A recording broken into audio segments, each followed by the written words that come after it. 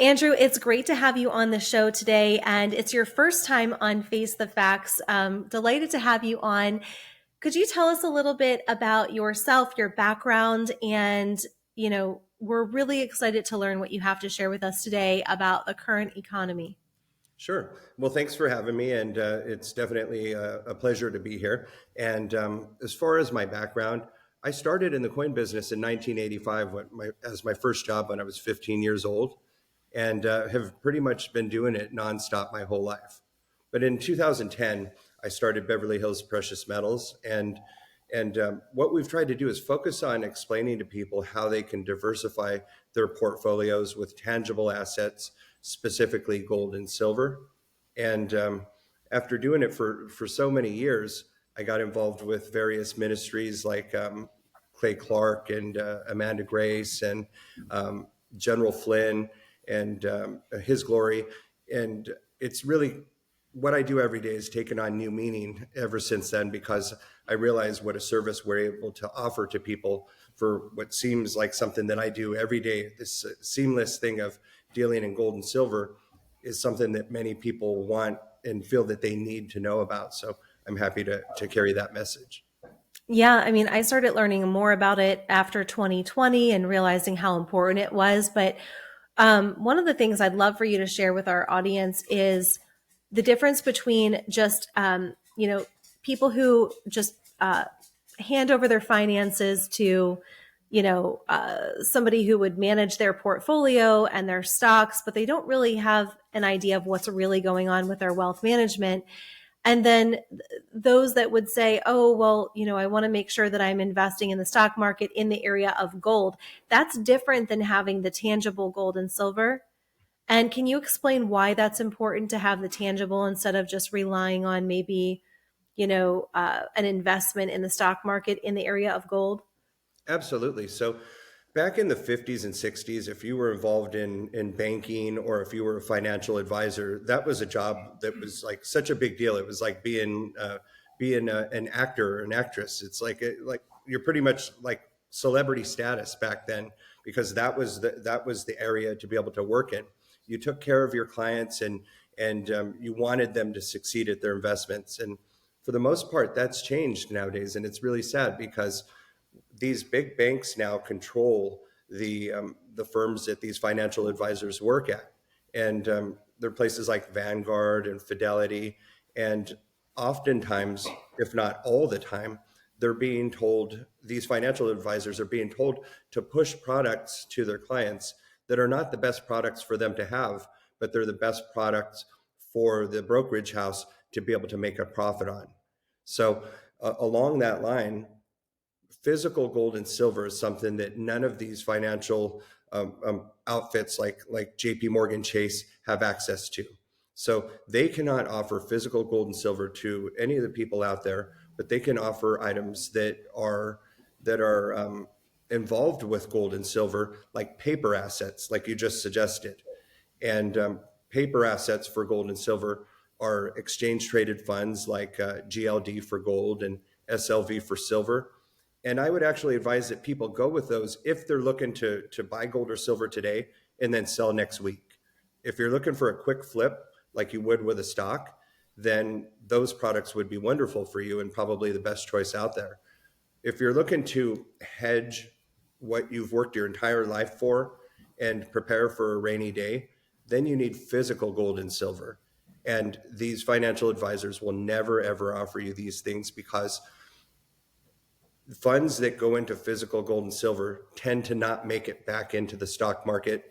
And the stock market is directly linked to the centralized banking system, and therefore they don't have control of your money. So they'll tell you not to buy. Yeah, no, exactly. I've heard this story from countless friends and people that I know that have had these conversations, and that's why it's important to have not only a reputable, safe place to go. Because here's the other thing, and a lot of people who follow my channel, they trust the people that I bring onto my show. I'm very, very careful with who I allow, on my show and to have influence over my audience. But one thing that I just want to address is that it's so important that we understand that that there's this relationship of trust that the audience can say, okay, I can trust Andrew that I'm going to call and he's going to answer, or a member of his team is going to answer, and that it's a guided step by step process on for them to be able to invest wisely. And now, do you just taking a look at the current climate in the economy right now? Can you tell me a little bit about why it's important for people to make sure that they protect their retirement? Maybe they have retirement in stocks, but we know that that's all risky as well. With gold, it seems like from the research I've done, it seems like there's not as much of a risk in losing it because it's always going to be backed. It's a finite amount that is backed, correct? Exactly. So the stock market has been in a bull run since we came out of the Great Recession. So I would say we've been on a pretty good run here for about 14 years. And typically the stock market will have a big correction about every 7 years.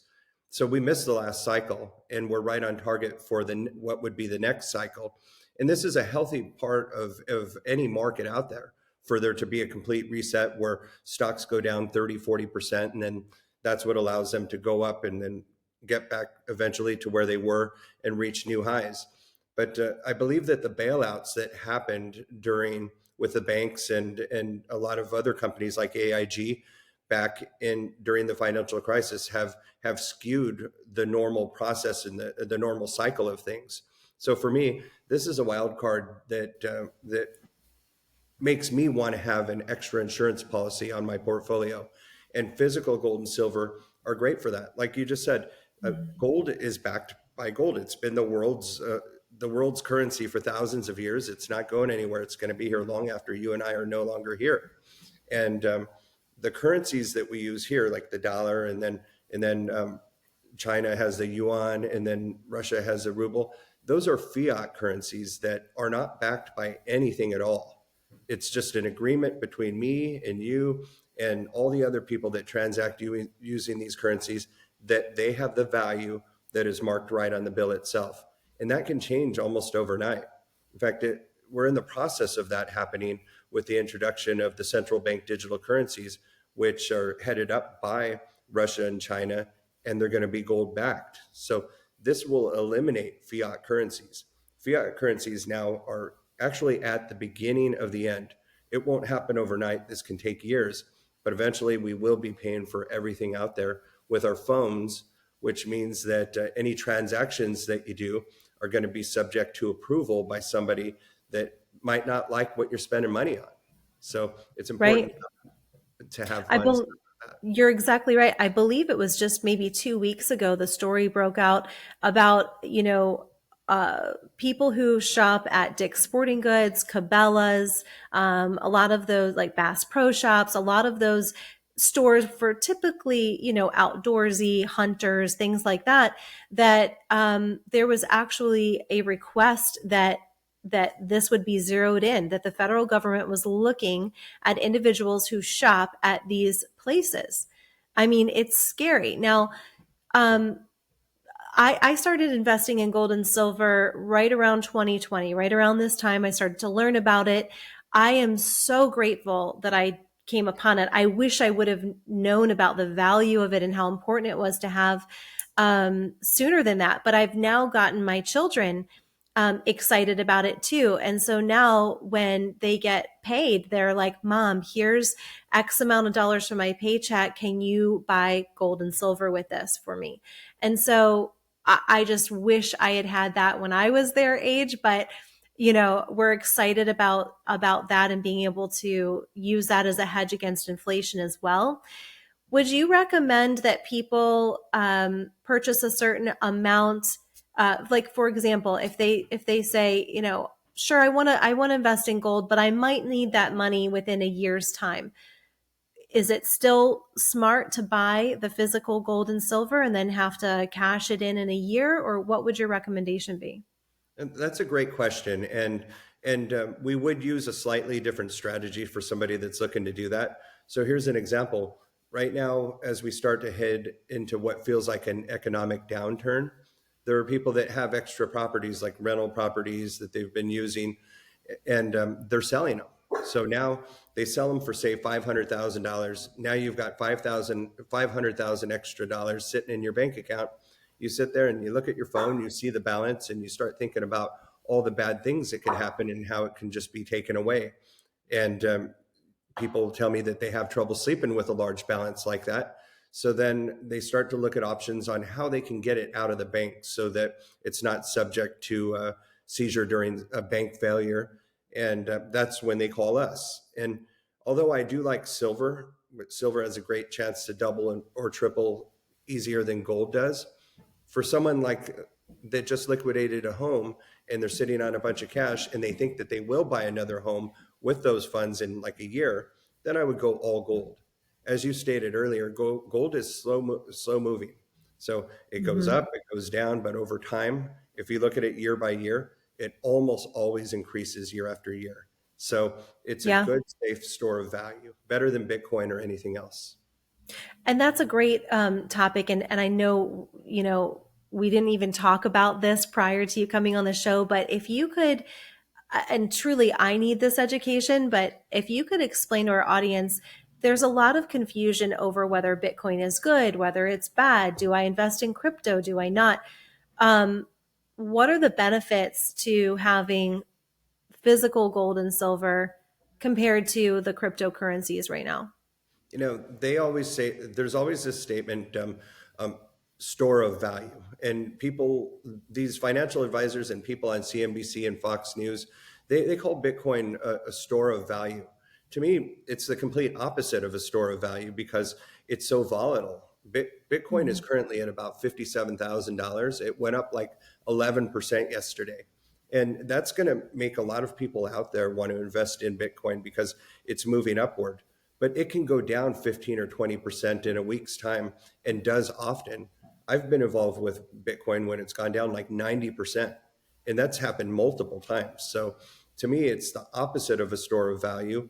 And if people out there are using funds to invest into different cryptocurrencies outside of Bitcoin, I would just urge that they be very, very careful because you need to have a big risk tolerance. You need to be the type of person that doesn't need to look at your balances often. Just trust in the decision that you did and give it time. But most people can't do that because that's the mindset of a professional trader.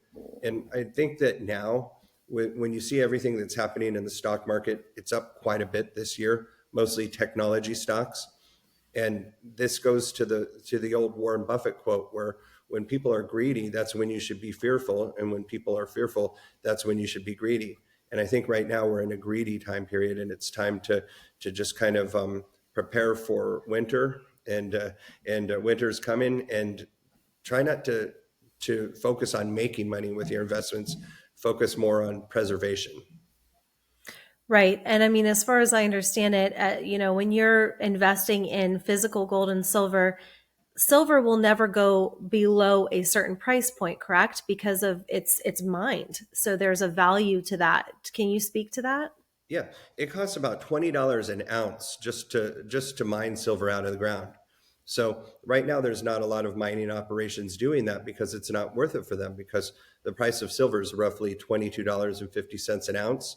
So we would need silver to get back to the $49 or $50 an ounce price point, which would encourage many of the miners out there to revamp their operations and start them up again. And that will happen. And when that happens, I believe that silver could run past $100 an ounce. But it's just silver and gold are not just a good store of value for us, but the banks are actually using it. The exact same people that just a few minutes ago I told you will not recommend gold and silver to people like us, to the regular investors out there. In fact, JP Morgan Chase has the largest hoard of physical silver out there. They have 600 million ounces of silver. So this is how Right. they So they find that it's valuable. they do. They do. Right. And they hedge their bets at the very, very top of the company. But then the brokers and the financial advisors on the lower end that talk with all the regular people out there, they're telling them, oh, no, physical gold and silver is not the way to go. And the reason Hmm. is that Chase Bank and all the other banks out there, what they do is they have a long position. If you own physical silver, you're betting it will go up. That's a long position. At the same time, they're hedging that in what they call a short position on the futures market, effectively holding silver at the levels that it's at now. They've manipulated the silver market legally somehow so that silver cannot break through the $21 to $26 per ounce price point. But at some point, they won't be able to do that anymore. The system will fail on them and it will skyrocket and the banks will lose a lot of money. So And you're it's saying that that point when that happens is ultimately most likely when we're going to see the fiat currency crumbling. Is that correct? It's true. Okay. And we're at the beginning of that cycle. It will happen for sure. If you look back and if you Google and do a deep dive into currencies, currencies don't tend to last more than 100 years. They become something else. Gold and silver are always the same. But with everybody out there holding a cell phone and with all these different cash apps out there, and the younger people out there want to use those cash apps. They don't want to use cash anymore. They don't want to Mhm. touch dirty coins or dirty bills. So we're definitely going to that. And soon there will be no need for cash at all. So gold and silver are the only way that we could effectively do what our parents and grandparents did, where they would tuck $100 bills under the mattress or in a Mhm. sock drawer. And that's where you have a little something for yourself that's not in the bank and not exposed to anything else out there. Right. Yeah. No, it's so important for people to understand that. And it's not hard to find dealers that, are local to you that you can go and cash in your gold and silver. But also, that's what you do as well, correct? If they purchase gold and silver through Beverly Hills Precious Metals and then they say, hey, I want to liquidate or I want to transfer it into fiat. Do you help facilitate that? We do, and we also do it without there being a commission. So it's we just for people that buy from us, we do make a little spread on each of those transactions, but we don't take any kind of spread when they sell back. In fact, if anybody out there, even if you got gold and silver elsewhere, you sell back to us, we don't take a spread on that either. So it's That's and good to they'll say yes know. to anything. Sure. Yep, I just cashed in some gold a couple of months ago when we were purchasing our home, and we had to take a hit, right? Because the dealer that we went to took commissions for that. So that's great to know. I wish I would have I wish I would have been in connected with you 4 months ago, but just to be clear for my audience, I've known about Andrew for at least 3 years. Um, and Andrew, because you had such great business, you were booming. We just kept our paths kept crossing, but we kept missing each other. So that's the only reason why my audience hasn't been introduced to you before now. But I know there's many people close to me that have worked with you for years and have always said that you are upstanding in your business conduct and so I'm grateful that you're now sponsoring Face the Facts podcast. Thank you for that. And thanks for coming on the show today and talking to us about why it's so important to make sure we have some investments in physical gold and silver. Well, it's my pleasure, and I hope to be back sometime soon, for Yes, sure. anytime. We'd love to have you. Thanks again and take care.